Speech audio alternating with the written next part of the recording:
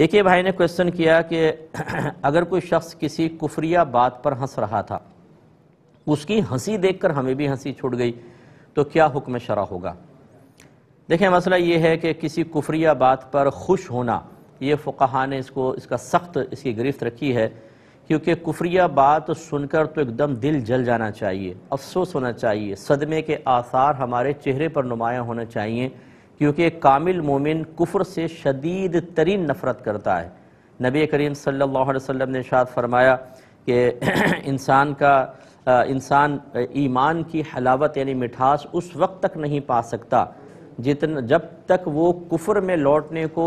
اس طرح ہی ناپسند نہ کرے جیسے آگ میں ڈالے جانے کو ناپسند کرتا ہے، یعنی شدید ترین ناپسند کرے گا، تب کہیں جا کے اس کو ایمان کی حلاوت ملے گی۔ اور حلاوت ایمان کا مطلب یہ ہے کہ علماء فرماتے ہیں اسے عبادات میں لذات حاصل ہوں گی، اس کو لطف حاصل ہوگا۔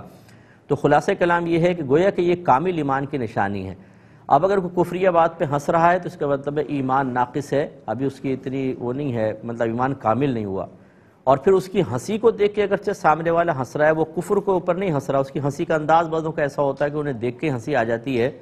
تو جو یہ کفریہ بات پہ ہنس رہا ہے اس کو تو کہیں گے لازم کہ تجدید ایمان، تجدید نکاح کرو۔ اور جو اس کی ہنسی کو دیکھ کے ہنس رہا ہے، بہرحال اس کو تو افسوس ہونا چاہیے تھا، کیونکہ اس کو یہ تو کم از کم پتہ ہے کہ یہ کفریہ بات پر ہنس رہا ہے، تو اس کو صدمہ ہونا چاہیے تھا، لیکن یہ بھی ہنس رہا ہے، اس لیے احتیاطاً اس کے لیے بھی حکم یہ ہوگا کہ آپ تجدید ایمان، تجدید نکاح کریں۔ لیکن اس کے ہنسنے کی کراہت جو پہلے ہنس رہا تھا، اس دوسرے والے کی کراہت سے زیادہ ہے، اس کی کم ہے، کیونکہ یہ کفریہ بات پر نہیں، اس کی ہنسی پر ہنس رہا ہے اور وہ کفریہ بات پر ہنس رہا ہے۔ لیکن بہرحال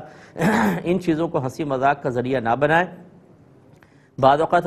مذاق میں انسان ایمان سے محروم ہو جاتا ہے اور شیطان تباہ و برباد کر دیتا ہے۔